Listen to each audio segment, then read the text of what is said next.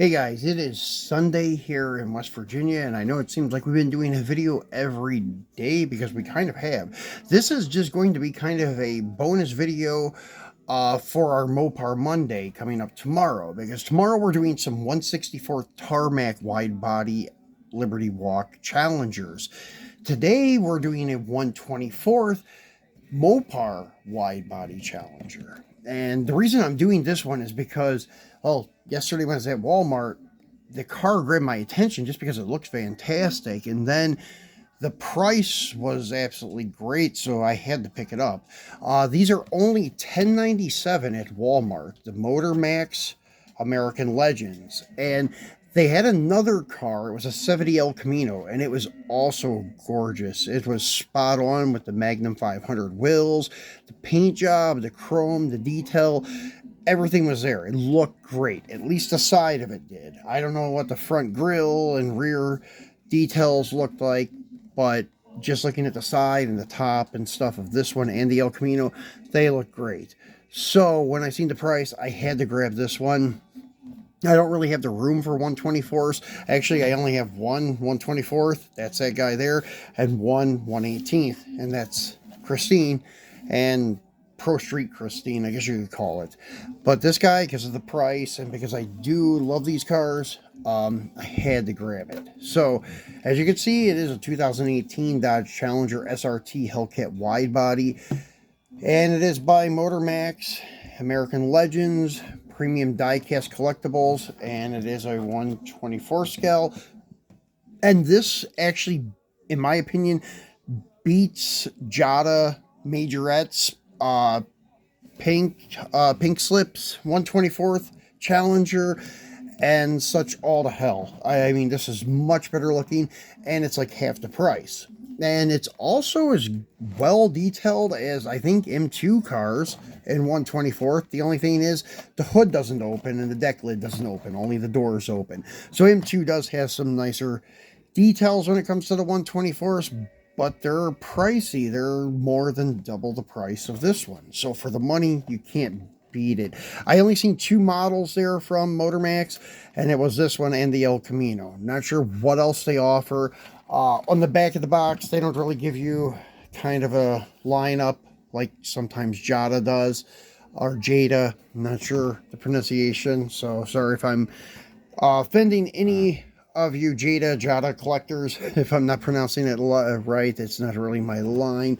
But they do make some decent stuff. But anyways, this guy here, as you can see on the bottom of the box, you just have some licensing stuff going on with the companies that they collaborate with and the licensing for their company. And anyways, they did make some stuff back in the, I think it was the early 2000s, and it was 1/64th and 1/24 stuff. They had the, I think it was Cherry Bomb. They were little compact cars from the 70s, like the Vega, the Pinto, the Gremlin. They were nicely done. No, they weren't scaled correctly, I don't think, but they were nicely done. And the 1/24s they did of those cars were also nicely done. And then they had the American Graffiti series, which had absolutely nothing really to do with the movie, because they had cars from the 70s. And some of those cars that they had, that they produced from the 70s, the 71 Impala, the 76 Caprice, I think it's 78 or 79 Lincoln, those are worth a small fortune now. They're worth probably anywhere from like 30 to 50, 60 bucks, depending on the variant that you find. So they're pretty collectible. So this is not like some throwaway toy company that's only good for kids' toys. Their stuff has actually become pretty collectible throughout the years. So anyways, let's get this guy out of the box, take a look at him. I've already cut the stickers. They're little round stickers, kind of like all the manufacturers use. They don't have any kind of window here. This is all open. The doors were taped shut, and I cut the tape already and such. So anyways, we're going to pull this guy out, and try to pull it out anyways. Slide the box off. I have just had it this far out, and I haven't taken it off the base here. I'm not even sure what the base looks like. So that just folds down, and then these tabs on the bottom fold out. And as I suspected, it is some little screws, and they do look like Phillips. So I'm going to use my M2 Phillips screwdriver from the model kit. And these guys are quite long, it seems. So if I had more room, I would even consider picking up the El Camino, because I do like 70 Chevelles, 70 El Caminos. So it is a gorgeous model for 10 bucks. And so since we're already on the base, we'll leave it on the base. So it is a plastic base, and it's held together by Phillips screws. It does not have a steering front end, which that's another thing M2 does offer. Jada, I don't think does have steerable front suspension on most of their models.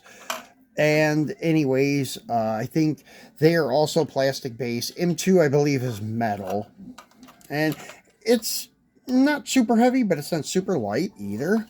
And as you can see, the front grille area is very nicely done. Nice grille. Looks like it has acrylic headlights. And the SRT emblem with the Hellcat there in the grille. The mesh in the front bumper cover. The chin spoilers there. They detailed the marker lights. Nice job on the hood. The ram air with the kind of the cowl induction, because they are kind of inverted ducts, but that would come off the cowl with that induction, and this would be the forced air in the front. Very nicely done. The wheels seem to be spot on, and it has calipers and disc. That's one thing that the other two manufacturers do not offer, and they are nicely done because they do not rotate with the wheel. As you can see, the caliper stays in place. So pretty cool. There's the marker lights. Nice details for the door handles, the gas cap, and then the mirrors are there. They're hard plastic, and where they're mounted, it's a little bit rough looking. I mean, there's not really paint chips, just not finished. It's kind of bare metal around some of the area where it goes in on that side and on that side. The doors, as I mentioned, do open, and the interior is nicely done. Like the rear deck panel here is done up nice, looks pretty good. And then you can see the headrest for the rear seats, and nice details on the gauge cluster and such. It's hard to see in the video, but they are there. Let me zoom in a little bit so maybe you guys can get a better look in there. But the gauges are detailed slightly. You can see it a little bit. Nice detail on the steering wheel, the console. The e-brake and stuff is there. It looks like e-brake anyways. So very nicely detailed car, especially for the money. So yeah, I just wanted to show this to you guys because couldn't believe it when I seen it and seen the price. That's why I was like, wow, I gotta grab this because this is a very nice car.